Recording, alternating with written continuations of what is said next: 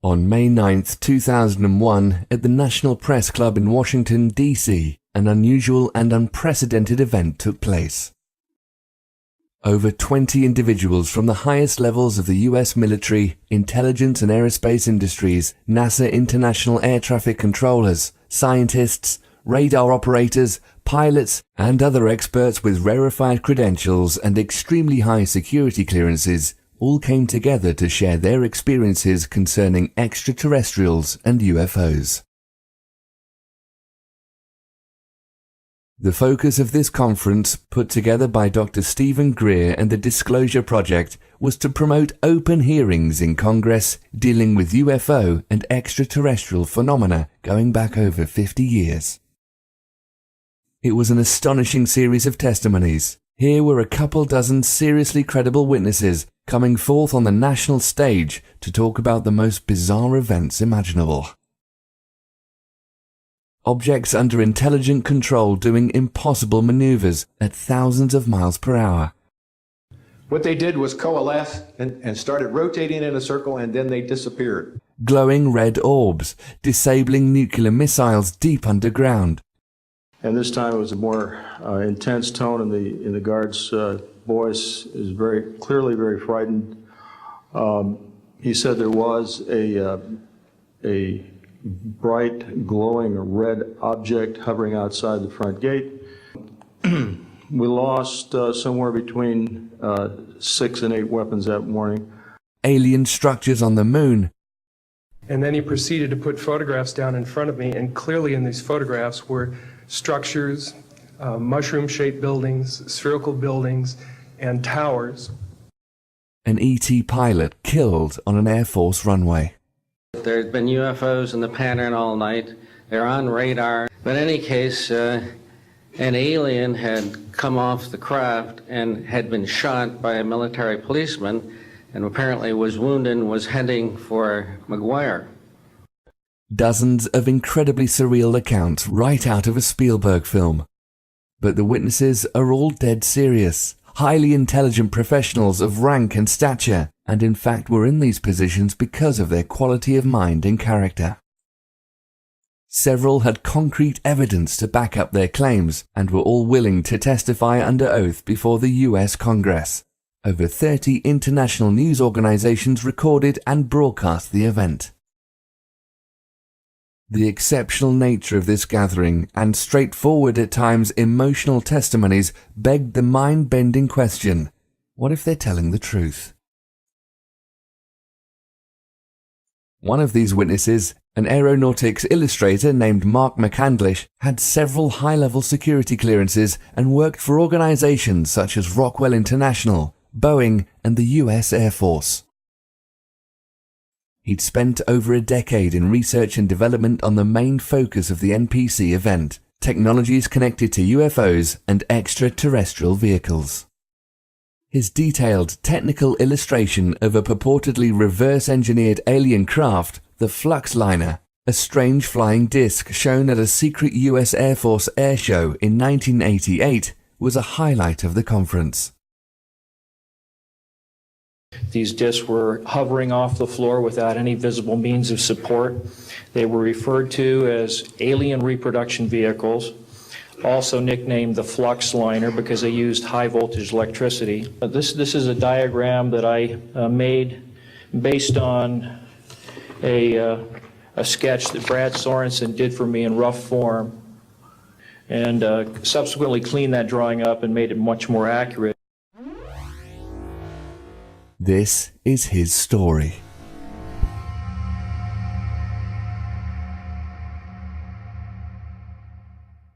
He says, you know, I gave you the basic verbal description of what I saw. He says, but somehow or other you've taken everything, all the information I gave you, and you have graphically interpreted into an image that is so close and so accurate. He said, this is really dangerous stuff here.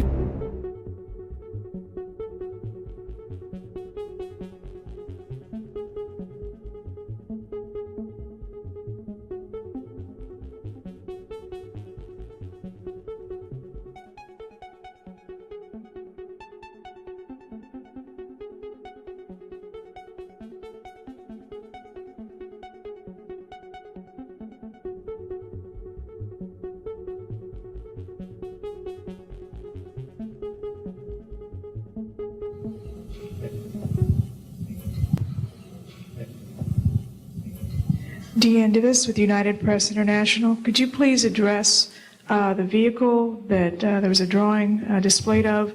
Why would this vehicle be on display at an air show?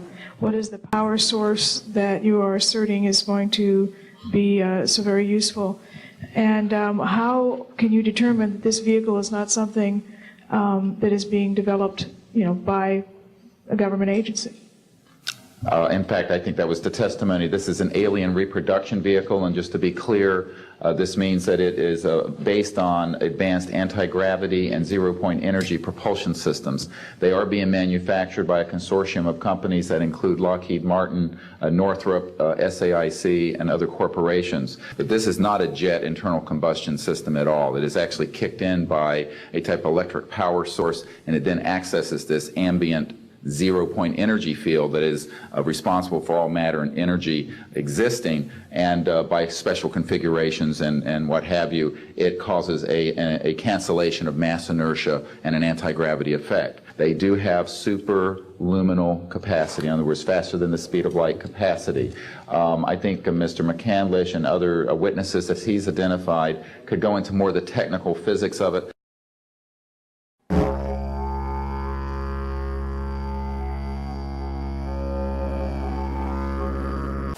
My name is Mark McCandish, and for the better part of the last 30 years I've been a conceptual artist, illustrator, and designer, working predominantly for the aerospace and defense industries.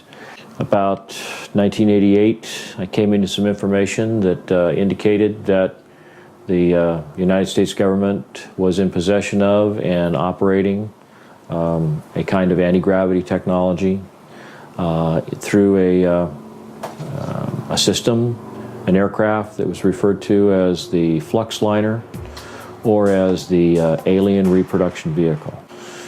The story dates back to the late 70s when I was going to college at Art Center College of Design, studying transportation and automotive design.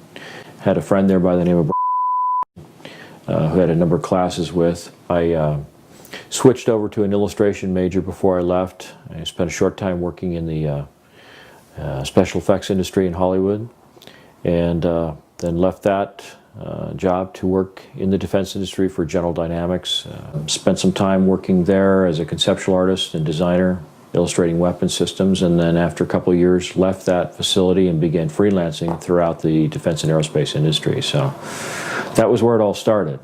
In the early to mid-1980s, Mark's career as an aeronautical and technical illustrator began taking off as he accumulated a client list including the US Air Force, Rockwell International, Lockheed Martin, Boeing, and respected periodicals such as Popular Science magazine.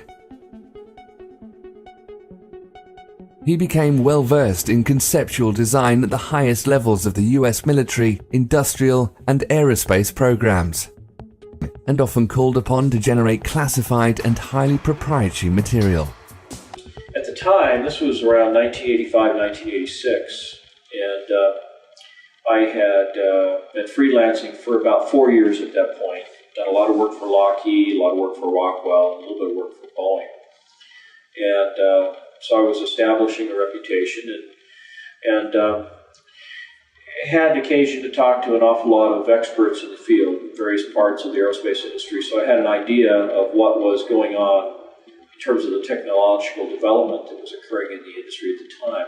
Worked on some conceptual artwork showing cutaways of some of the weapon systems and how the components inside those weapon systems interrelated to one another. I was given a lot of information. Many times I was asked to create illustrations for clients based on just verbal descriptions of what they wanted to see, because a lot of it was conceptual artwork that was supposed to put across the idea that, say, a particular aircraft that they were designing was going to be extremely fast, so it had to have all the sort of dynamic characteristics of what a really fast aircraft would have, and I had an idea of what these things looked like, so I was subscribing to some of the trade publications that were available at that time, like Aviation Week and Space Technology, and a lot of people at the magazines, test pilots, editors, and things. By the mid-1980s, he was a very successful professional artist living in Rialto, California, He had a full slate of high-profile projects and had become a very sought-after and respected talent in a very crowded field of designers and artists.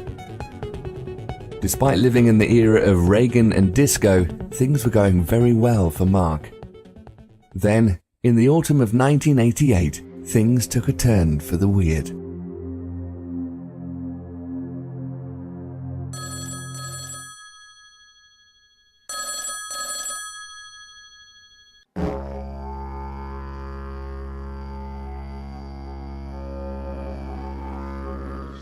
Well, it turns out that this was in October that the magazine hit the newsstand. It was a November issue of Popular Science. It was called the Mach 5 Spy Plane. And a friend of mine from college, Brad, had seen this cover illustration and had opened up to read the story, and he recognized my name, and he called the art director. He passed along my phone number, and the next thing you know, I get a phone call, and this fellow calls up and says, "Hi, Mark, it's Brad. And remember me?" And I said, "Yeah, we were in the transportation design curriculum at Art Center in Pasadena when we studied car design." So we got reacquainted, had lunch together. It turned out that just a few weeks beyond that, a local Air Force base, Norton Air Force Base, was having a big air show. And there was a rumor that they were going to have an SR-71 Blackbird out there, which was still kind of a rare occurrence at air shows to see something like that. And so I invited Brad to come out to the air show, and he suggested that he might be bringing along a client that he was working with. He didn't say who it was at the time, but that he thought that there might be the possibility we could network some jobs together. So we arranged to meet together, and at the last minute, I got a second call from Popular Science to do yet another illustration. It was a quick turnaround. They wanted it done over the weekend. It was a quick, $3,000, so I couldn't turn that down. And it was for their February of '89 edition, with the cover story being about the X-31, which was an experimental aircraft program. So did that illustration. And Brad went ahead and went to the air show. And when the weekend was over, I was kind of interested in his impression. And I called him up and I just said, how did you like the air show? And he just seemed completely different. When I talked to him on the phone, he sounded almost depressed. I mean, it was kind of a strange sort of reaction. And he said, "Well, I don't know. I think I saw something I wasn't supposed to see." And I said, "Well, how's that possible? Everything that's at the air show is sent there and flown there with the intent of putting it on static display, especially for the public. So how could you possibly see something that wasn't intended to be seen?" He says, I got in to see a display that was a little more exclusive. It was something that was set aside for some top military brass and some top politicians with clearances. And the fellow I was with didn't realize at the time that certain items were going to be on display. And as soon as he realized that here I was without a clearance to see this stuff, he basically said, "Don't say anything, don't talk to anybody, we'll get out of here as soon as we can." So I asked him, I said, "Well, what did you see that you think is so stunningly, classified that, you'd be in trouble?" And he says, "Well," he says, "there was an example of the first generation Aurora there, which was the aircraft that was the second generation aircraft that I did the conceptual artwork for." So he saw the real thing. And so, of course, I was real curious about what it looked like. And he gave me some details on that. And then he described a number of sort of odd-looking hovercraft and troop transporters and things that were basically just, kind of jazzed up, advanced hover vehicles of one kind or another. And after going through all of this, I said, "Well, even this doesn't sound, all that extraordinary. I mean, is there something else?" And he says, "Well, yeah." He says, after they had the main little dog and pony show, they pulled back the curtain and there were these 3 flying saucers hovering there. And I couldn't believe my ears. I said, "No, wait, did you say flying saucers?" He said, "Yes." And I said, "Well, what do they look like?" He says, "Well, It looked like something from the 1950s, like a jello bowl, flat on the bottom, sloping sides, a little terrace around the middle, then a dome on the top with all these little bubbles around the top, and a door that looked like something off of a submarine, you know, with the little pins that go out into the frame of the door, and the big wheel that you turn to tighten it, all this kind of stuff. The smallest one was about 24 feet in diameter at the bottom end of the craft. The medium-sized vehicle was about 60 feet in diameter, and the largest was somewhere between 125 and 130 feet in diameter. I said, well, what were they doing? Were they just sitting on the floor? He says, no, they were hovering. There wasn't, you know, no landing gear, nothing holding them up, cables. It's just they were hovering. There was a 3-star general that was part of the presentation. When they pulled back the curtains and these three flying saucers revealed to the audience that had been brought there to this hangar, this general got up and he was describing these vehicles. He described them as alien reproduction vehicles, ARV for short. They also had a nickname for the aircraft. They called them flux liners. Now, flux is an electrical term for a high electrical charge. So, high electrical charge liner, or flux liner. And so this was, you know, and so he got kind of scared. He stopped talking. And so I said, well, you know, let's have lunch. You know, he was nervous about talking about it on the phone. So I go over there and we start talking. And as he's describing this stuff, he's describing the different features that he had seen. And well, how do you know that? I mean, if you could just look at the outside of the vehicle, how do you know what the inner workings is? He says, well, they had taken some of the panels off the outside so you could see the inside of, you know, what the components looked like. And he said it was remarkably simple. There wasn't that much to it. And I said, you were able to figure out how it worked from that? He said, well, no, they had an easel next to it with a drawing, a cutaway drawing, that showed some of the internal components, how they were arranged oriented to one another. And then they had a little a TV monitor with you know, a tape player below it that was showing this, you know, continuous loop of this thing, you know, sitting, you know, or hovering over like a dry lake bed out in the desert somewhere.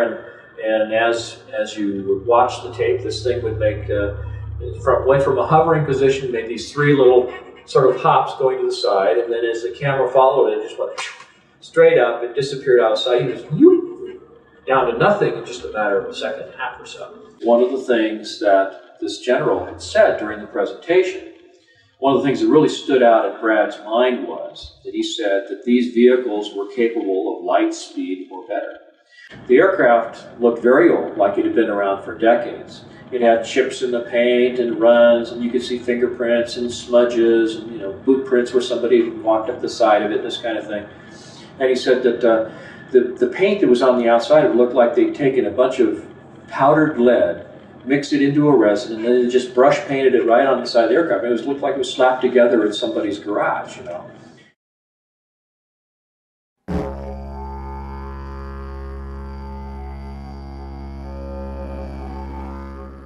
So, according to his account, on November 12, 1988, Mark's friend inadvertently gained access to a highly classified airshow where the featured hardware of the event was real flying saucers. They were really strange looking, but appeared functional and were named to suggest anti-gravity and reverse-engineered alien technology. An official present stated they could travel faster than light. Despite their futuristic performance capabilities, these appeared to be stripped-down, road-worn working prototypes, which had seen practical operation for years. If this were the case, they were crude but tangible proof of concept for a staggering leap in aviation technology. They used extremely advanced electromagnetic or field propulsion, as opposed to solid or jet fuel, nuclear power, or any other commonly known conventional means. It also meant our government and at least one other major defense contractor, Lockheed Martin, had been developing and deploying functional systems along these lines for many years. To both McCandlish and Brad, who'd been working professionally for some time within what they thought were the highest levels of aeronautical design, this odd system was a sucker punch from the future. Apparently this had had a really, really serious impact on Brad, and he really seemed kind of, you know, stunned by what he had seen. So we got together for lunch, and I was doing all these idea sketches of what he described to me about how the components related. And I had, your stereotypical sort of lens-shaped, flying saucer like you see in, more modern movies and stuff. And he said, oh, no. It's real simple. It's flat on the bottom, sloping sides like, a section taken out of a cone, a little ledge, and then a dome on the top. And he said the dome is actually the top half of a crew compartment that's like a big ball. I'm pretty sure that was about 12 feet in diameter. There's a central column that goes down through the middle. There's like a flywheel thing on it that, maybe, 6 to 9 feet in diameter. There's 4 ejection seats that are all back to back on this central column above the flywheel type thing. And he says a bunch of oxygen tanks in there. They're all around the bottom. And he said the bottom is this huge capacitor array. It's probably, maybe 12 to 14 inches thick. It's shaved off at an angle on the edges. Looked like it had been put on a big giant milling machine, and they milled off the edges at a 35-degree angle. He said there's a series of these plate capacitors. I said, well, do you think that this is functioning like the Beefril-Brown effect, like these experiments were done back in the 60s with levitating things with electrostatic fields and stuff? He said, well, that may be it, but he says they told me, he said, one of the things I saw was that it was using zero-point energy. It was using scalar energy. Really? It's cool, huh? 0-point energy. I save the best inventions for myself. Well, I've been corresponding with Tom Bearden for about 8 years at that point. We, talked many times, mailed letters back and forth, talked on the phone and things. Okay, so what we have is we have a very strong argument that neither the scalar photon, that is the time-polarized photon, nor the longitudinal photon, which is over in 3 space, are individually observable. But if you somehow can combine the two, they are observable as the instantaneous quantum potential. And so I had a sense of what zero-point energy was about, and there were a lot of talk about longitudinal waves and scalar waves and cyclotronic weapons and all this kind of stuff. And so I've been following this for a while, reading Tom Bearden's work and things. And so I had a pretty good sense of what Brad was talking about, which he was a little surprised about that I would know this already. So he opened up to me a little bit more and began telling me more and more about it. When Brad finally became frustrated with my questions, he sat down while we were in his office together, and he did this rough sketch, which I still have to this day, 22 years later. And he just sat down, and right where we were sitting there at his table, he just kind of sketched out with an ink pen on a piece of legal-size white paper, and put some some little handwritten call-outs around the edges that described, the number of capacitor plates in each one of the little sections, that there were, they were so wide at the end, and the crew compartment was definitely about 12 feet in diameter. Just kind of put all these things down as close as he could remember to the way they existed. And so I sat down with all this information, and I just began sort of drafting it out. It was at this point Mark began putting his formidable skills as a conceptual illustrator to work in uncharted territory. Taking Brad's eyewitness account, detailed descriptions, and rough sketches of the ARV, McCandlish began refining aspects of the components his friend described and piecing together an ever more precise rendition of the craft. Over the course of the next few years, he generated a series of drawings, culminating in the Fluxliner cutaway blueprint, one of the most notorious images in the history of ufology, and the mysterious realm of black-budget aircraft. I'm Jesse Ventura, and this is Conspiracy Theory. This was called the Fluxliner. This is probably the strangest one you've shown me yet. This actually flies? It actually flies on the principles of high voltage electrical charges. This is the original, one of the original blueprints of the alien reproduction vehicle, which I produced in March of 1989. It was put together by accumulating a lot of verbal testimony from Brad and later from a number of other sources, including Ken Sellen and some other people that I talked to who had some contact or information about the vehicle.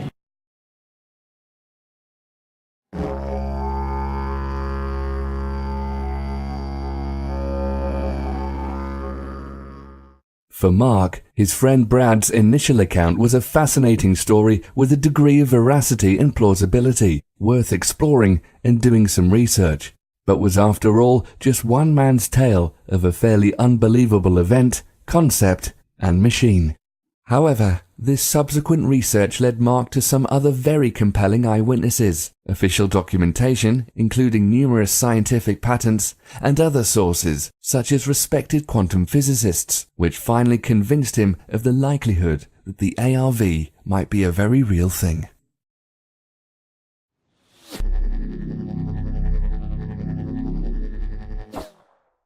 The first verification of the story that I picked up on the alien reproduction vehicle was around 1991, 1992. It was the first air show at Edwards Air Force Base where they actually had the B-2 stealth bomber on display.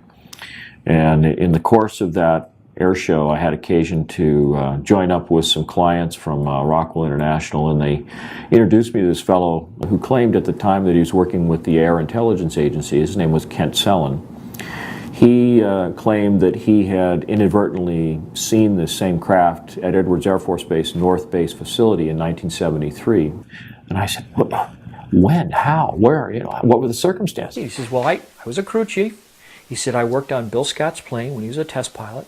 And he says, one night my ship supervisor said to me, go out to North Base. They've got a power unit out there, a ground power unit for an aircraft that's leaking or failed or something, so we need to take a tow vehicle out there, go out, pick it up, bring it back. Well, instead, what happened is he comes up off the dry lake bed, rolls right up on the tarmac, and is going down these rows of hangars. They're all Quonset-style hangars back then. And he stops in front of the first one with the doors cracked, expecting to find this defective ground power unit, and what does he see? He sees this flying saucer sitting in the hangar, hovering off the ground. So I said, well, what happened? He says, well, this thing, was flat on the bottom, sloping sides, a little ledge around there, and then a dome on the top with these little glass things on top. Looked like there was a camera under each one. And I said, really? He said, yeah. No, no landing gear. It was hovering. And I said, let me borrow your pen. So I took out a Kodak lens cleaning tissue package that I had in my camera bag. It was the only thing I could think of to draw on. I did a quick sketch of this alien reproduction vehicle as described by my friend Brad Sorensen back in 1988. And I said, is that what you saw? And he says, oh, you've seen one. And I said, no, but I wasn't sure until this moment that the story was absolutely true. And so that was when I knew there was a second point of confirmation. He says, I wasn't there for 15 seconds and I heard footsteps running up to me. Before I could even turn around and look, he says, there was a machine gun barrel at my throat, another one over here, and he says, a gruff voice says, close your eyes and get on the ground or we're going to blow your head off. So they put a hood over his head, blindfolded him, hauled him off, and they spent 18 hours debriefing him. He was forced to sign some non-disclosure documents about that, but then was given some additional information about it, details about the ejection sequence for that vehicle and so forth, things that Brad didn't know anything about. So that gave some validity to what he was saying.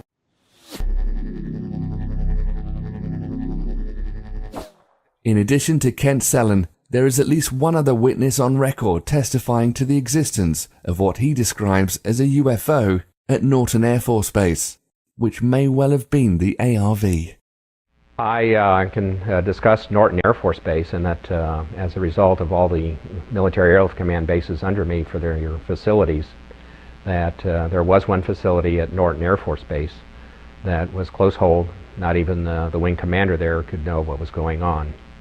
And during that time period, throughout my career, it was always rumored by the pilots that that was a cover for, in fact, a location of one UFO craft. And the reason for that location was folks that could come out, land at Norton, play golf, be part of a golf tournament, and so forth, and during that process could go by the facility and actually see the UFO.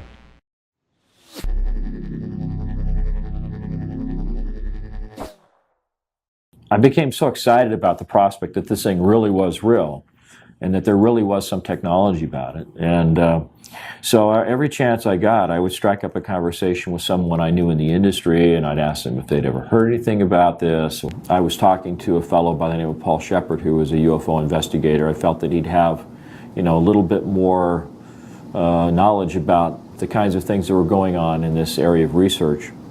And he put me in touch with a couple of gentlemen, Gordon Ovell and George Ulick, who was a physicist with Hercules Aerospace up in Sandy, Utah.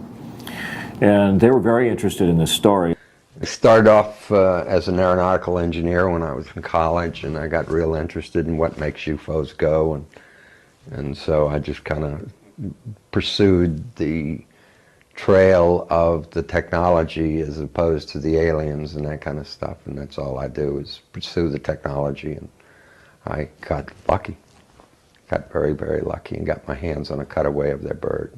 One of them had an ongoing correspondence with UFO researcher Wendell Stevens, a retired lieutenant colonel from the Air Force, who had participated in sort of these UFO chasing exercises up around the Arctic many, many years ago.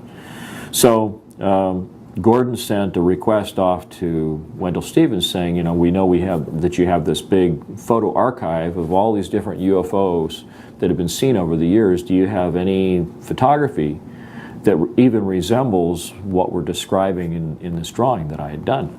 And it turned out that there was a case. I obtained photographs that were taken in 1967 by a military pilot, Harvey Williams, flying a C-47 for the Air Force at 12,000 feet, approximately 25 miles southwest of Provo, Utah. This particular vehicle matches the so-called ARV in all proportions and respects in terms of the detail of the shape of the craft. It really bore a striking resemblance to the ARV with one possible exception, and that was that the synthetic vision system, little bubbles that accommodated the camera systems on the outside of this thing, were quite a bit larger than the ones that Brad had reported. And so when I thought back to something that Brad had said, and that was that many of the components on the ARV, like the ejection seats and the camera systems, were all off-the-shelf components. He said that the ones that he saw in 1988 looked just like the little bubbles you see hanging from the ceiling in the casinos in Las Vegas. So when I thought back to the camera systems that were available in 1966, of course they were much larger than they were in 1988, and so the larger acrylic bubbles seemed, you know, to give some veracity to the photography as it was presented in these pictures taken by Harvey Williams. One of the things that came up in the investigation was the fact that a number of the witnesses starting in 1988 described the vehicle that they saw as looking like it had been around for a long time. Chips in the paint, you know, fingerprints, you know, greasy handprints and that kind of stuff. The material around where the Zeus fasteners brought the panels together all chipped and scratched and stuff like it'd been around for a long time. When I talked in 1991 or 92 to Kent Sullen, you know, he clarified that he'd seen this thing in 1973, which was, you know, what, 15 years or something earlier than that. And then the photographs from Wendell Stevens showed that this thing may have been operational as early as, you know, June or July of 1966. So it certainly supported the idea that this thing had been around for quite a while, maybe even earlier than that.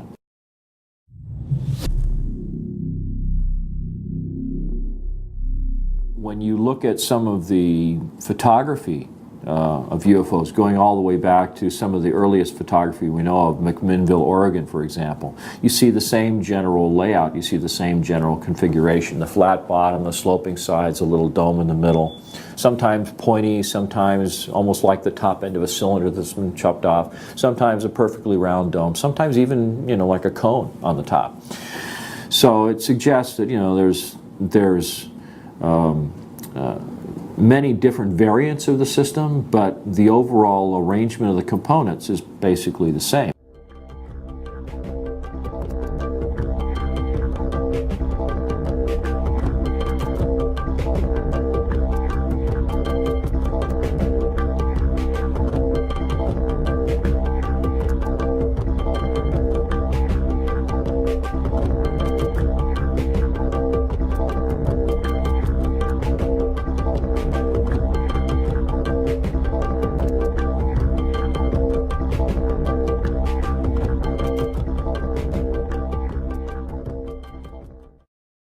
And I kept saying to myself, you know, this is just too much of a coincidence. You know, maybe this goes back a lot further than anybody knows. In fact, in a translation of a Sanskrit text written by a Middle Eastern king in the 11th century, there were references to vimanas, or flying machines, with a propulsion system bearing a striking resemblance to that of the ARV.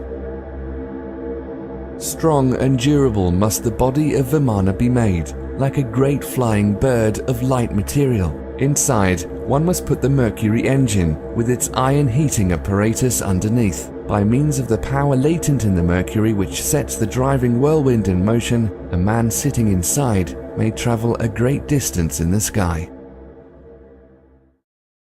One of the things that they described when you read up on the literature surrounding these so-called Vimanas was the so-called Mercury vortex or Mercury turbine engine. I see the word Vimana. Can you describe how that relates? Well, this is something that I spent a lot of time reading up about the so-called Mercury turbine generators or Mercury vortex generators described in some of these ancient Sumerian texts. And so I started looking at the possibility that there had to be some kind of circulation going on in the Mercury itself. So that was the kind of thing that I visualized would be going on inside the chamber. The central column has a number of components, a couple of counter-rotating cylinders. It sounds very much like the device that the Nazis were developing in the Wenceslas mine in Poland towards the end of the Second World War. There seems to be some evidence that they were trying to develop some kind of an anti-gravity propulsion system or a zero-point energy device. Apparently, if we're talking about systems using components and processes similar to the ARV, we can't ignore the Nazis. I think it was Timothy Good published a story, maybe above top secret, where he found a researcher who was following developments by the Nazis at the end of the Second World War, and it looked like they'd been developing flying saucers up in Poland in the Wenceslas mine, and they had this thing that looked like Stonehenge, where they had all these high voltage cables coming into it and these chains that would hold something down, and they had this thing called the bell, the Das Glocke. Die Glocke. The bell. That was down in this mine in Wenceslas, and that it involved a ceramic dome, and it had two cylinders inside with a mercury solution circulating in it. And the two cylinders were inside an electromagnetic field, and they were counter-rotating, and they had this mixture of mercury, thorium, and beryllium. Now, it looks like there's a high-voltage electrical discharge that's being sent through the mercury, and that is somehow doing something that enables this anti-gravity effect to occur.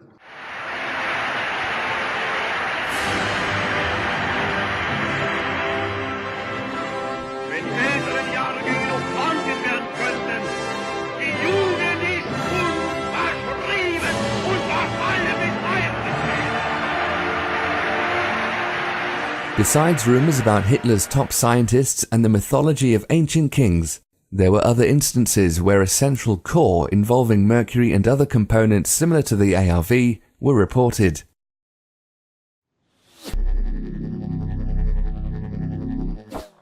At one point, Mark contacted and interviewed possible UFO abductees to gain insight on the technology they may have seen in the alien craft, something he had in common with McDonnell Douglas in the 1960s, and possibly numerous other corporate and government entities since the 1940s. I wound up going to my management and telling them, you know, you're not going to believe this, but the UFOs are clearly coming from someplace else. They're clearly manned or humanoided, and the only question is whether we're going to figure out how they work before Lockheed or after. And so as a result of that, the company at that time, which has now of course been bought by Boeing, over several years put in about $500,000 worth of research effort under my direction to study gravity control techniques and also analyze UFOs. We hired a police detective to interview witnesses, abductees. We had experimental work and theoretical work. So it was kind of a fun project. In the course of all this, it occurred to me that one of the other resources that I might be able to draw on was people in the alien abduction community. I began to think, you know, well, these people are either crazy or they're really having an experience of some kind. And some of them even talked about implants that were being recovered from their bodies. And so I was intrigued, and I thought, well, okay, you know, if any of these stories are true, there might be a chance, however slim, that if they really were abducted by aliens, they might have gotten a tour of the ship. They might have seen some propulsion system components. And so I heard three of these young ladies being interviewed on a radio station out of Las Vegas. This was sort of the precursor to Art Bell and Coast to Coast AM. It was the Billy Goodman Happening. And he was interviewing Cindy Vodovos, Melinda Leslie, and Alicia Davidson.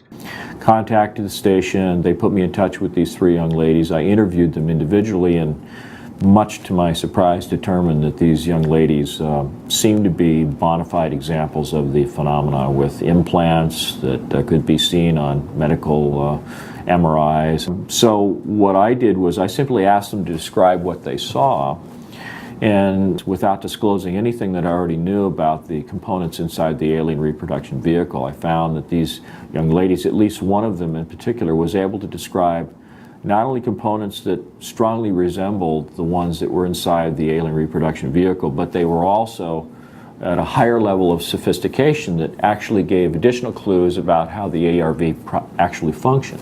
Alicia Davidson described being escorted into the engine room and seeing the propulsion system components. And it involved a central column that was made of a transparent glass-like material. And she said there was a silvery fluid that was spiraling upward at the bottom of this column.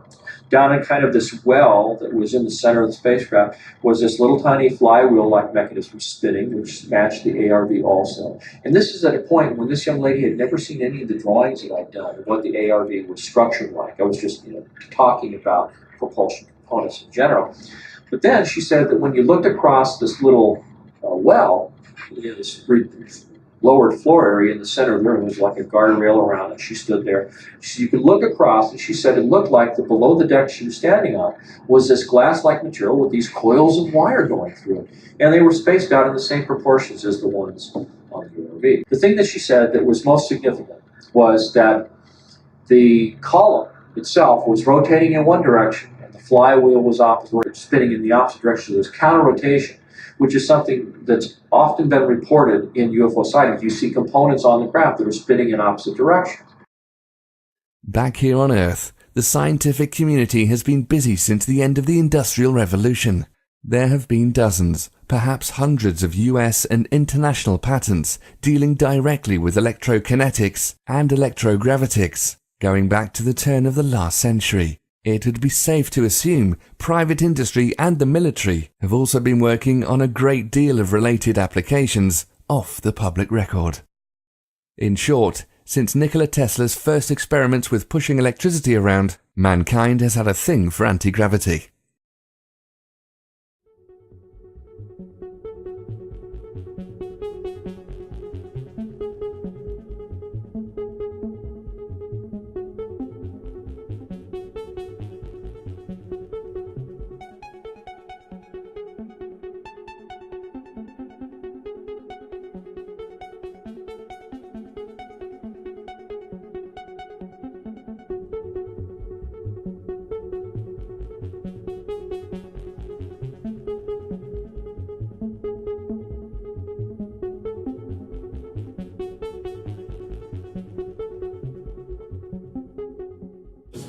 If you look at these two illustrations, this is a patent that was secured in May 30th, 1967 by James Frank King, Jr., who happened to work with Thomas Townsend Brown in the labs of Agnew Bonson. But you can see a striking similarity between the two vehicles. On the one hand, you've got a sort of a frustrum-shaped fuselage section. You've got a series of coils that wrap around the crew compartment, although the crew compartment in this instance is more of a cylinder. But you also have a central column that goes down through the middle, and you have this capacitor section that's in the bottom. And then you have these little flight control mechanisms here. You know, I find it really remarkable that there's so much similarity between the two objects. Mm-hmm. And when is that patent from? May 30th, 1967. It's called a magneto-hydrodynamic propulsion apparatus. And so I started thinking, well, maybe it's like a cyclotron. Maybe there's an electrical discharge from this. Basically, this whole thing looks like a giant Tesla coil. It's got the capacitor array. It's got, a central column that looks like the secondary windings of a Tesla coil. And this might even go back to something that Nikola Tesla discovered back in the 1940s, and just was all hushed up, and all the UFO sightings we've ever seen were something that came from Nikola Tesla, not from another planet. And I mean, these are the things that were all going through my head at the time. So it was really surprising to find all the different sources that I encountered that seemed to provide useful information as to how this thing was made, how it worked, what its energy sources were, and it was all really fascinating to me, and that's one of the reasons I pursued it. It wasn't because I was, like I say, trying to breach national security. I was just insatiably curious about how these things work.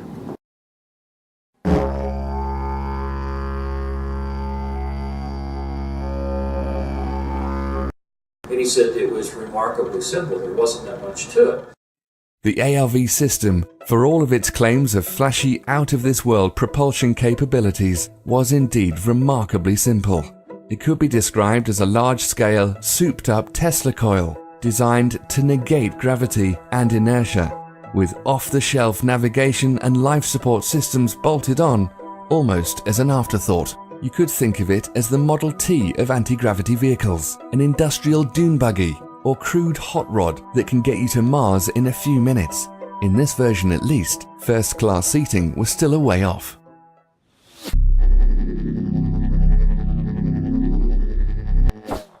From everything I've been able to gather, it helps to understand what some of the components are. There's a large capacitor array on the bottom of the craft. It's in the smallest version, it's 24 feet in diameter. The outer edge of the plates and the capacitor section itself are shaved off at that same 35-degree angle. So you have a series of plates that are progressively smaller as you get higher and higher in the stack. And there's 48 sections that are all set up like that. Through the middle of the crew compartment is a central column that's called the amplifier section that's in the middle of the craft. On the very center point of that column is what looks like a large 9-foot diameter flywheel type mechanism. Then around the belt line of the crew compartment is about a 2-foot wide coil of wire that's embedded in the same glass-like material that the capacitor section plates are embedded in. And there's a kind of flange or fairing that traps the top and the bottom surfaces of the coil. You can see that it traps it there and at the top. But in between are a series of explosive bolts that run all the way around the craft. They said above this ledge there is looks like a door out of, your stereotypical cartoon submarine, has a steel frame that's embedded in the side of this protruded sphere that makes up the crew compartment. And he said, and it had a wheel on it with little spokes that you would turn like an old, Captain Nemo submarine, with the pins that would go out and lock into the door frame, and it had a seal on it so it'd be airtight. And then the ejection seats are mounted back to back. There's 4 of them in the smallest version of the craft, and they're mounted on this central column on a set of rails. In the event of an ejection, the explosive bolts separate the top and the bottom halves of the crew compartment, and the entire outer sheath of the central column pulls away along with the upper half of the crew compartment and the ejection seats. This crew compartment sphere can actually function as kind of a rudimentary re-entry vehicle coming down through the atmosphere, and then once you get, say, below 14, 15, 16,000 feet, the thing will pop a chute out the top, and the ejection seats drop off on these rails one by one, and the pilot can drift down in a parachute or with a parachute. Because this flywheel-like mechanism is turning all the time, the individual pilot or crew members have a kind of a pan that's right below the front of the ejection seat that affords them a place to put their feet. Now, the control system on the vehicle, on the ejection seat that the pilot sits in, on the one hand it looks like a high voltage potentiometer, or like a rheostat on the one side, that has a couple of big heavy duty cables that come out of it and goes into the central column, and that's basically the amount of power that he has in the system. And on the other side there was sort of an inverted J-shaped piece of metal that came up and over like that had a sphere on it. Now, on the bottom of the sphere there is a sort of a bowl that's sort of slightly larger in diameter, but it conforms to the shape of this sphere.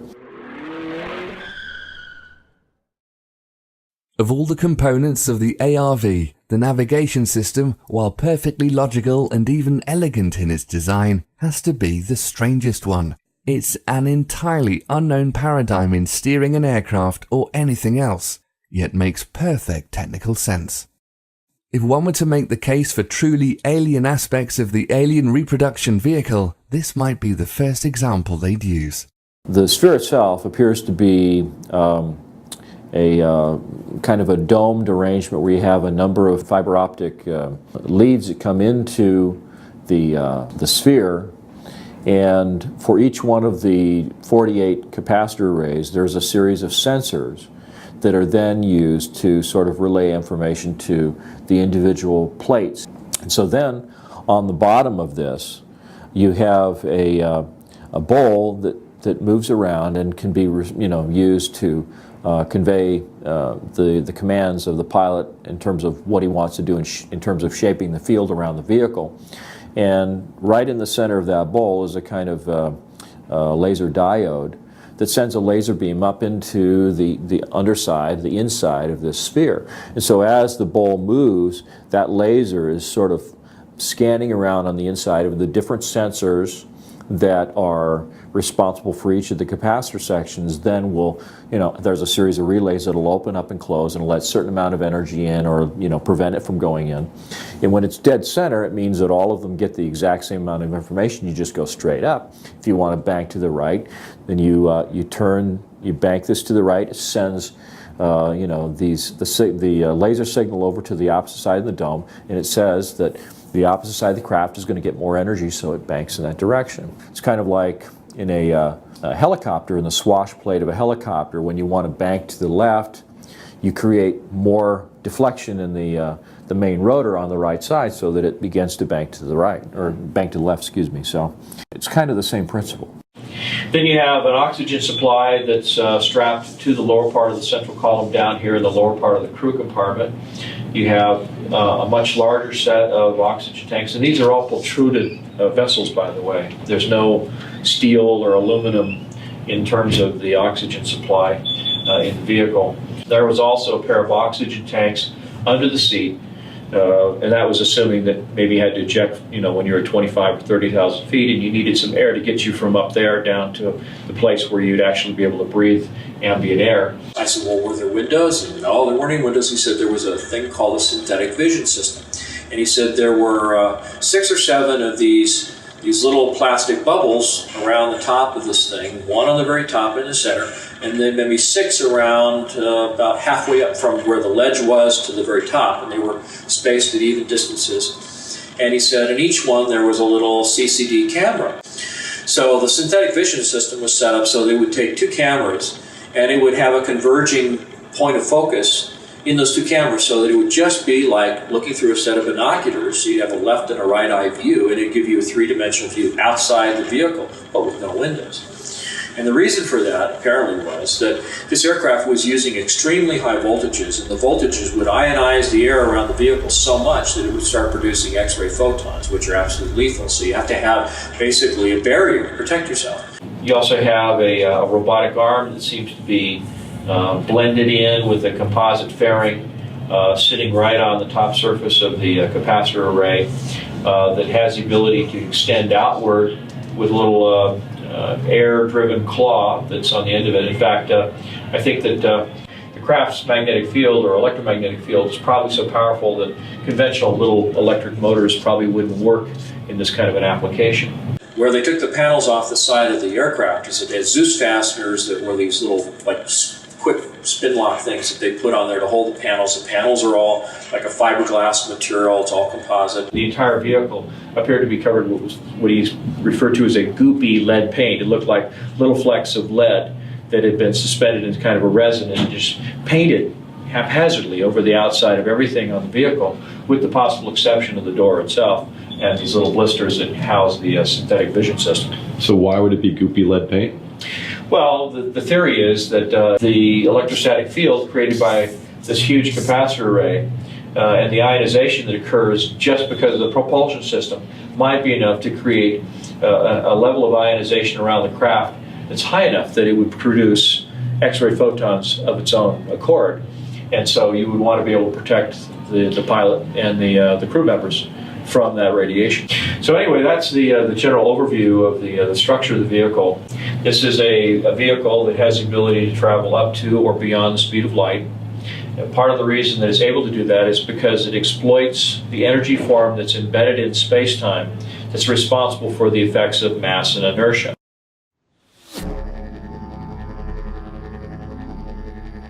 So here we have a configuration of various components, creating a system that's somehow capable of producing and maintaining an insane amount of energy in a concentrated field around the vehicle. This field can be precisely controlled by the pilot with the aid of a basic throttle, an alien steering ball, and a bunch of casino cameras. There's plenty of onboard oxygen, handy if you're off the planet, and a lead coating so the occupants don't get fried in their seats, and a robot arm, in case you need a robot arm somewhere. It looks like a big clumsy diving bell from 1905, but apparently works like a helicopter you can take past light speed. Its beauty and elegance lie in the propulsion system, maybe a really fast one that gets around currently accepted physics, one we commonly associate with UFOs. For anybody who has followed the work of Einstein or just basic physics, one of the sort of inviolable rules of physics is that there's no material object that can actually go faster than the speed of light. So somehow or other, and I'm not saying we got this from aliens, but they did call it the alien reproduction vehicle, but somehow or other, this simple system that Brad described in these diagrams was able to do this.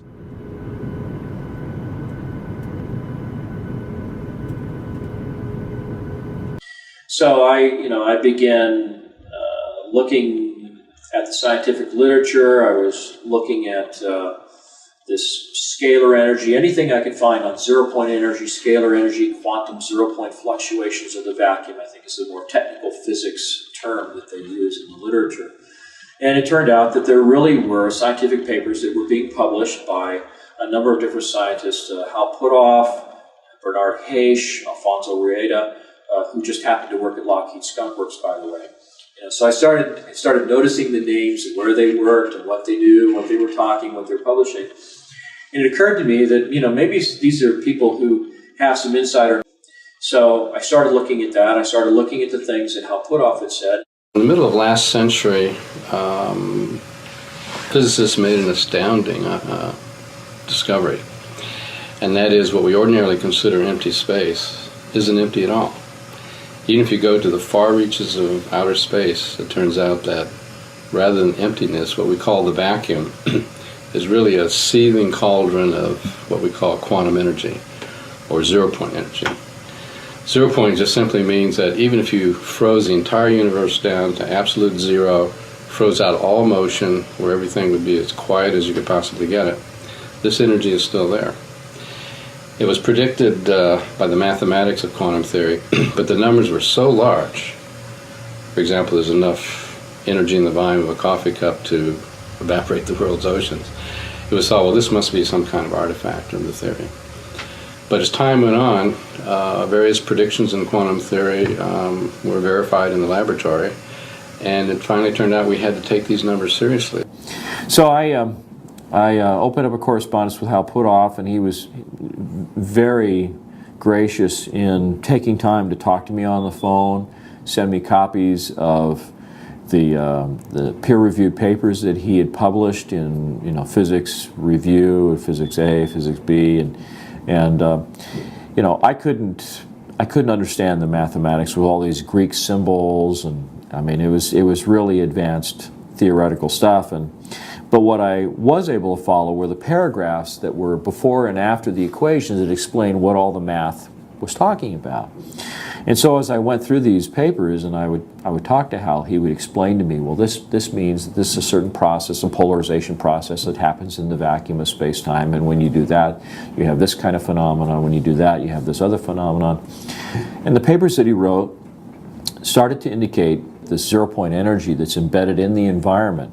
Was responsible for the effects of inertia and gravity and mass, and the reason why, as you accelerate through space-time, the mass of your vehicle increases.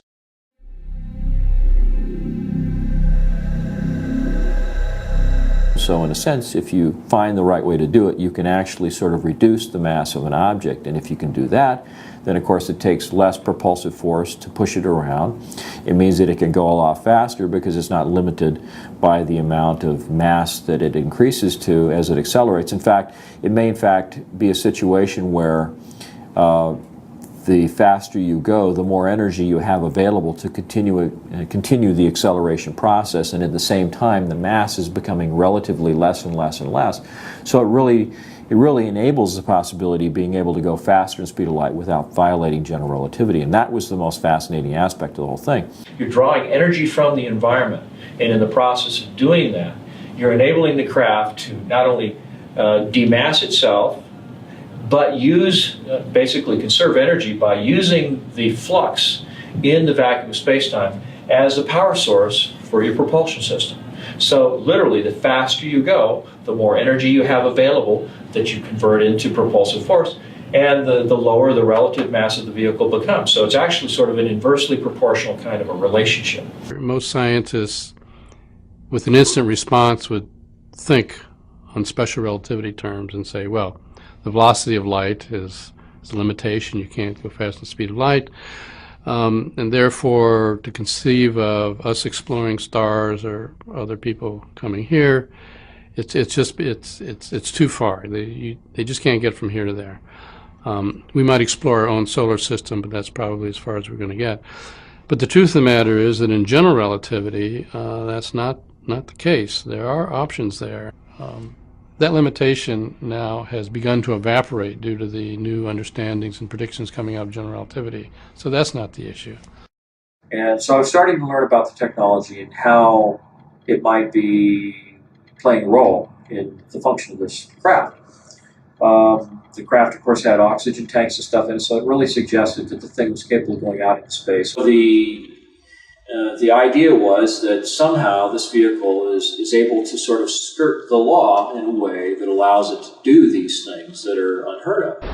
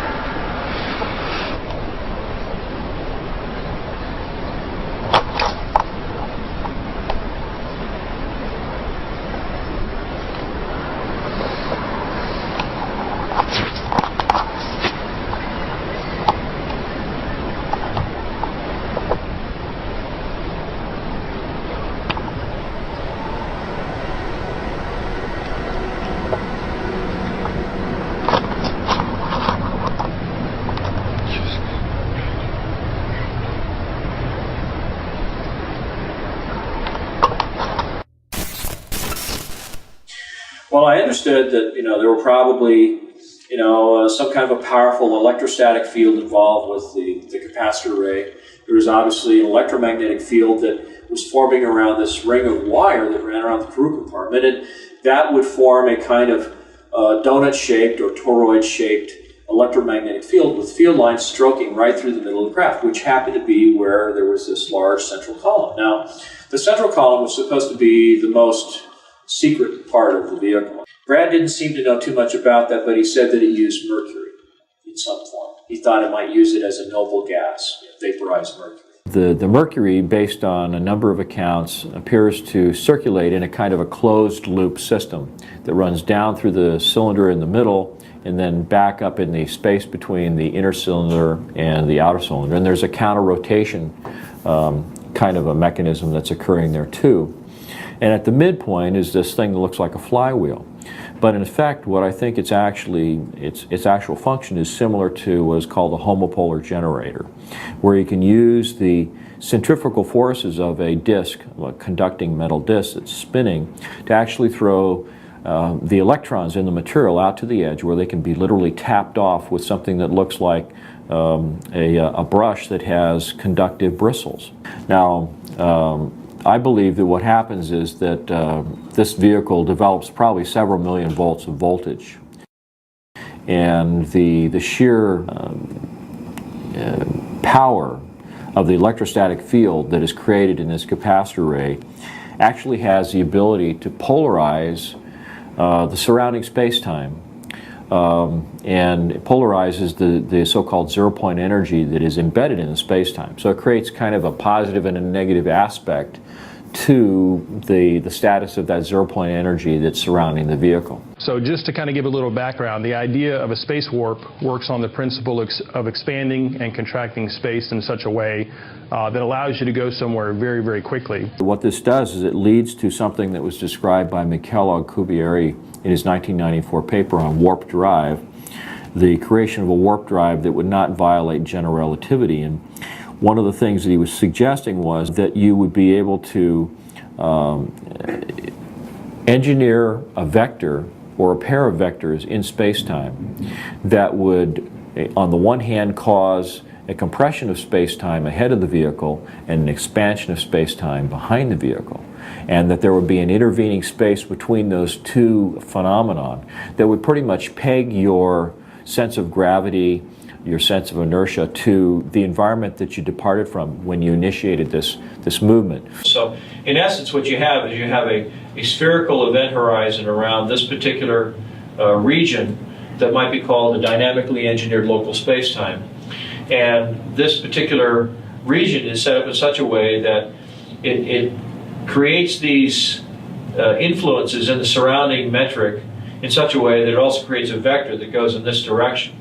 And so it's kind of like it's almost like having a black hole ahead of you and an expansion of space-time behind you. But the actual environmental conditions that you experience inside the spacecraft are pretty much pegged to the time and place that you start out from. So you don't have any sense of g-forces or being moved around. You don't have any sense of acceleration, because the entire pocket of space-time that you're encapsulated in is being accelerated by the vectors that are created around the system. So it's uniformly accelerated. The space-time pocket that you've created, the vehicle itself, the crew, the cargo, everything is moved as one complete package, and so there's no sense of acceleration. But what it allows for, according to Alcubierre's calculations, is what he was calling an arbitrarily large speed, which suggests something in excess of the speed of light at superluminal speeds. So to the person that's inside the vehicle, it may appear that you begin to accelerate away from a particular location, but to the person who's standing outside the disturbed region of space-time, it looks as though you just were gone, just in an instant. So this is an ARV, isn't that what it's called? That's what some people call it. We call it RAM, Replication Alien Machine. Oh, I see. Many highly credible reports of UFOs share a few key descriptions of how these crafts behave. They appear to have the ability to accelerate to extremely high velocities at will, far faster than any man-made craft, as if the speed of light maybe isn't any big deal. They can stop on a dime and turn at random angles, while traveling at these crazy speeds, like the forces of mass and inertia, which would flatten anyone in a normal situation, also aren't a problem.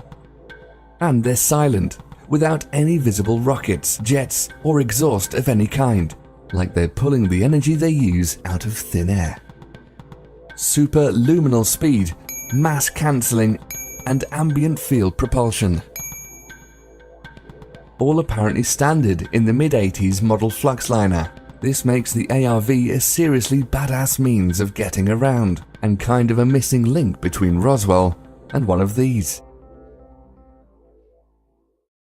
Once we retrieved, back in the 30s and 40s and 50s, several of these extraterrestrial vehicles and began to study them, we combined that knowledge with knowledge we already had, because remember, we had some people like T. Townsend Brown who were studying anti-gravity quite independent of this issue back in the 20s, 30s, and 40s. But when their information got combined with studying these spacecraft, they figured out, this is how they're working. And according to the latest revelations in quantum physics, all this is possible by tapping into the sea of raw energy we're all just floating around in. There's plenty of energy in the pure raw vacuum. the new physics since quantum mechanics, the vacuum is a source of energy, but it's a peculiar kind of energy. Let me explain the peculiar kind. When a bird flies in and sits on a power line, he sits on a very high potential. But between his 2 feet, he has no potential difference, no voltage. And so even though from the line to the ground, it may be 100 million volts, the little bird can sit very happily with his feet on this supposed 100 million volt line, and he has no volts across his body. He's very happy and doesn't even know it. Let him touch one of his feet to the slightest thing that has the slightest difference there, and he'll fry to a greasy spot. Now, in the vacuum, we have the same thing. We have an extremely high potential or charge of the vacuum, but we're immersed in the vacuum. So they were modeling the universe as being sort of this empty, material-free environment that had this energy that was embedded in it, almost like a fluid in a way, that it had all of this potential that you couldn't see until you found a way of driving it out of this homogeneous sort of state of equilibrium and getting to do usable work. I'm trying to remember exactly how I met Tom. I think we met at a UFO Congress in Laughlin, Nevada for the first time. We'd been corresponding for quite a while. Now, what is zero-point energy? I'm going to show you many different definitions, but let me quote Nikola Tesla. In 1891, the world's greatest electrical futurist, Nikola Tesla, stated, quote, "Throughout space, there is energy. Is this energy static or kinetic? If static, our hopes are in vain. If kinetic, and we know for certain it is, then it is a mere question of time when men will succeed in attaching their machinery to the very wheelwork of nature. Many generations may pass, but in time our machinery will be driven by a power obtainable at any point in the universe." And so there, ladies and gentlemen, is the basic birth of the concept of zero-point energy.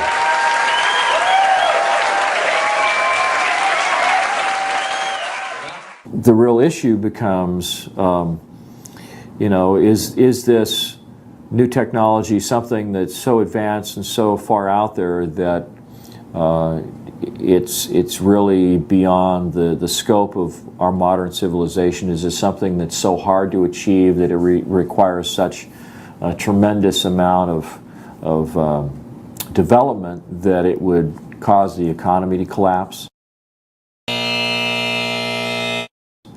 Or is it a real threat to existing forms of energy like oil, coal, nuclear, wind power?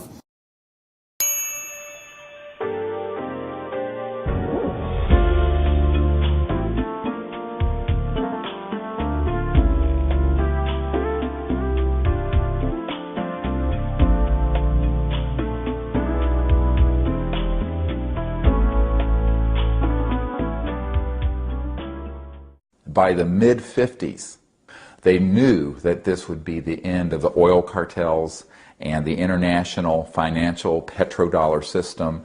And this is very important. It means that we, Homo sapiens, have the ability to access this so-called zero-point field of energy, which is the ambient field of energy from which all matter and energy is fluxing, and can access that energy and generate all the power we need to run this planet without fossil fuels or pollution. So this stuff really works? Certainly does. Oh, well, lots of luck. Oh.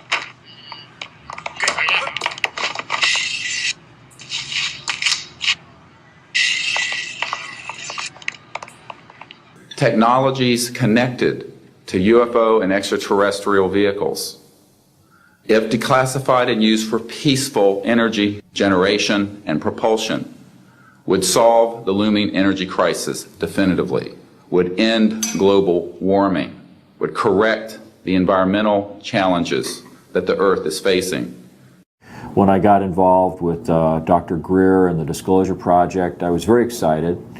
And it was an opportunity to go to Washington and maybe have an opportunity to talk some real-life politicians about what the potential of this technology might be.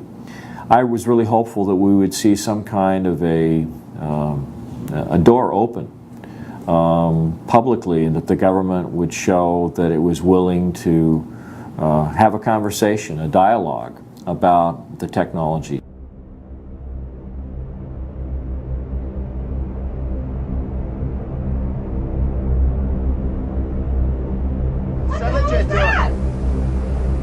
Holy fuck! Oh my God! Oh my God! September the 11th basically knocked May 9th off the radar, permanently. But it didn't lessen the potential importance of the spring conference or the issues involved. It did, however, allow the Bush administration to spend $1 trillion of our money on a war based on lies. So, getting together with Dr. Greer, going to Washington, D.C. was exhilarating, met a lot of interesting people, and it made it clear to me that there's a lot more going on behind the scenes than anybody can imagine. I mean, just the sheer volume of the stories and the accounts, the experiences that these people have had, when taken as a whole, you can see that there's this whole other level of things going on that nobody knows about. And there's a handful of people that may have an awareness, an overview of all that, but how it's affected me, well, that's a good question, because I can think of a lot of things that have happened to me that, if I didn't sit down and seriously analyze all the facts, I might be able to attribute it or blame it on, talking about flying saucers, talking about the alien reproduction vehicle. When I finally did get around to making a copy of this original drawing in the form of blueprint, I sent a copy to Brad, and one of the first things that he said to me on the phone was, and he wasn't kidding when he said this, he said, Mark, he says, this drawing is about as accurate as you can get. He says, every detail, every aspect of it is right on the money. He said, it is so accurate in every way. He says, this has to be probably one of the most dangerous illustrations you've ever done in your life. And he says, and if you're smart, he says, you'll tear up the original, you'll throw it away, and you'll never talk about it again. When it was all done, the CIA, one of the CIA men told the people they were now sworn to secrecy that this meeting never happened and this event never happened. You don't necessarily write anything down. You don't write anything down. And you keep it to yourself. It's a need-to-know basis only. Well, I thought, gee, this is something that we have to keep quiet, and that was verified by the chief of security. So I got the feeling that somebody was monitoring my activity.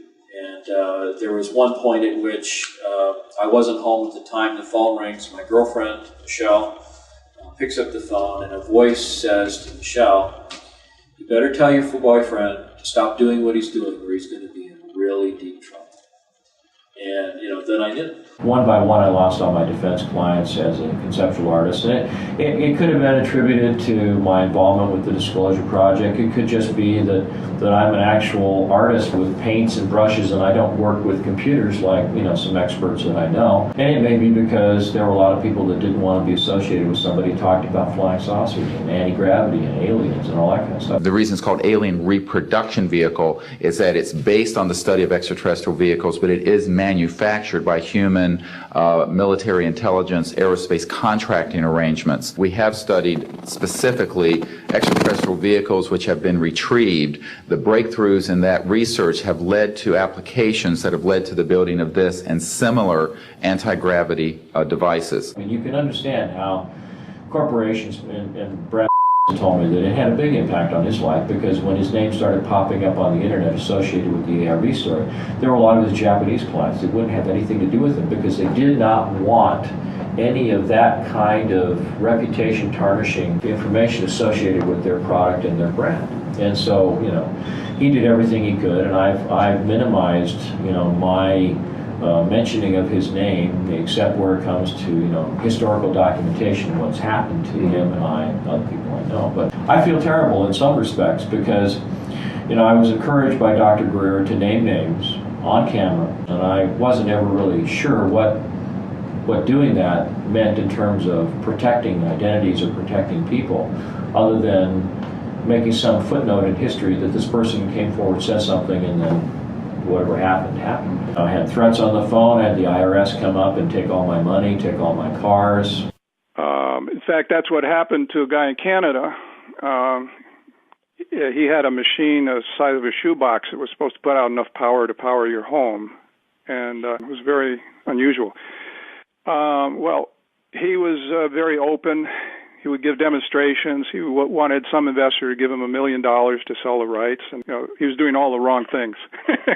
Sure, of course. And then one day they came with a SWAT team, surrounded his house, confiscated all his machines, put him in jail, and said, if you want to get out of jail, you have to sign this paper that says you'll not work in this technology any further. So the pretense of why they arrested him, they claimed that he was harboring weapons of mass destruction, terrorism weapons. They create a very time-stable pattern. It's sort of like, look... Again, 14 times. Oh, by the way, Mel, what's your phone number you're calling from? Maybe yes, we should write that down. Okay, because they find it's coming from your end, not from here. Something out of West Coast is causing this. Okay. So you might check that out with the police over there. I noticed clicking on my phone. I'd call someone and my voice would be echoing. There were all these weird sounds like someone else was hanging up the phone after I'd say goodbye, but I wouldn't hang up, So I had the feeling that I was being watched. I started feeling like maybe I was being followed. There were just, things, cars that would make a number of turns, and then, when you look at them, they'd turn off, that kind of stuff. And you've actually heard a couple different stories about people being shut down when they're trying to implement this. Or killed. Yeah. I mean, there's many times I lay awake at night with my 9mm under my pillow, loaded, and I wonder why they haven't killed me. I honestly do. There's evidence to suggest it's dangerous to become successful in the area of applied zero-point energy, cold fusion, or related free energy technologies, or it can at least lead to very bad luck. Professor Stefan Marinoff, founder and director of the Institute of Fundamental Physics in Graz, Austria, was the de facto leader of the European free energy movement. He fell out of a high window in 1997. Eugene Maloff, an eminent physicist and expert in cold fusion who apparently had working tabletop devices, was beaten to death in 2004 at the height of his career and the day before a public announcement of his findings. Harry M. de Gois, an inventor of a patented revolutionary clean energy technology associated with the zero-point field, was found nearly dead in his car at an airport in 2007 and died a short time later. He missed his flight to Europe, where he was about to obtain substantial funding for his work.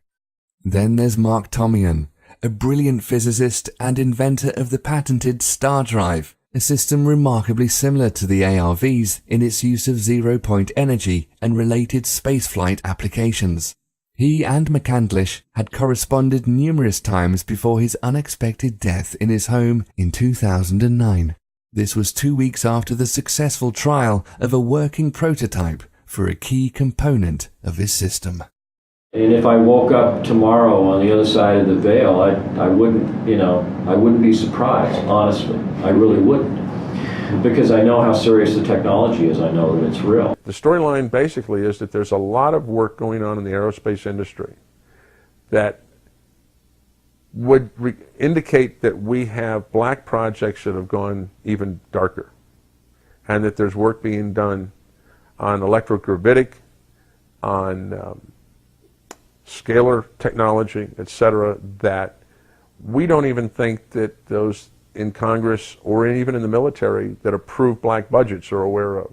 I've seen copies of inter-office correspondence among defense contractors that openly stated that they felt the technology was a fundamental enabling technology, that it had all kinds of different defense applications, but it also had a lot of serious civilian applications that would be beneficial to humanity as a whole, to the environment.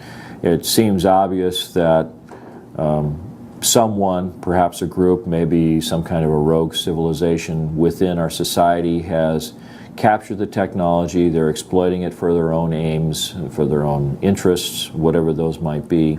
There's not a sliver of doubt in my mind that it exists, that it's being exploited in some way, whether it's for intelligence collection, whether it's for logistical support, whether it's for retrieval of raw materials from the asteroid belt. I have no idea why or what it's used for. All I know is that it's extremely advanced. It's being used more and more.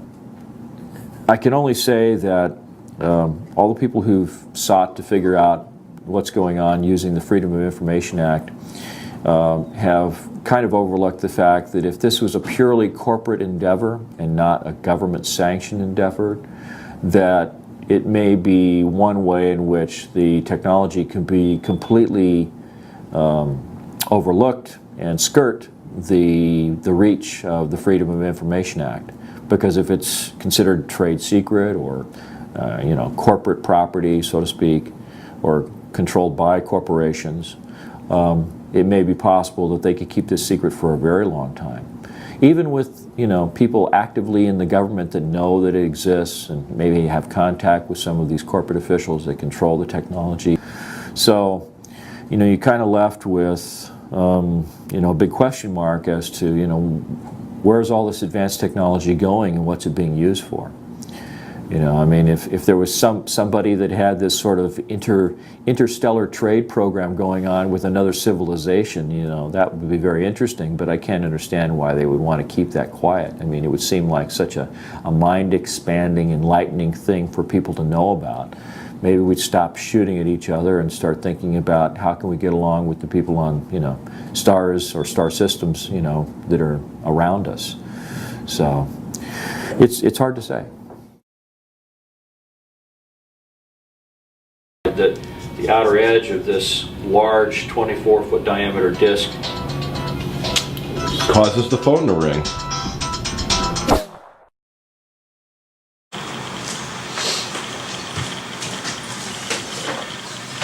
Hello, I'm trying to look cool. Do I look cool?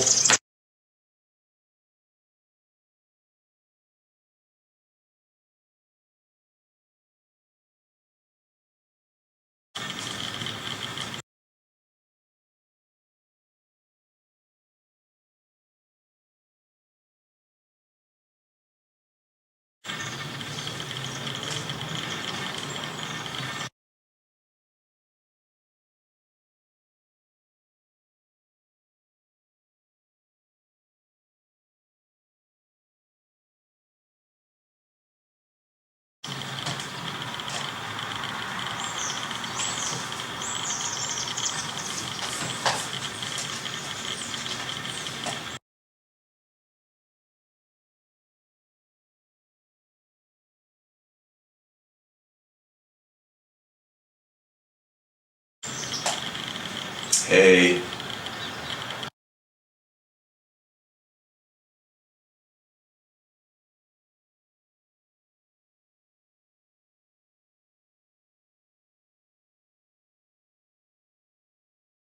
Yep, this is me on camera.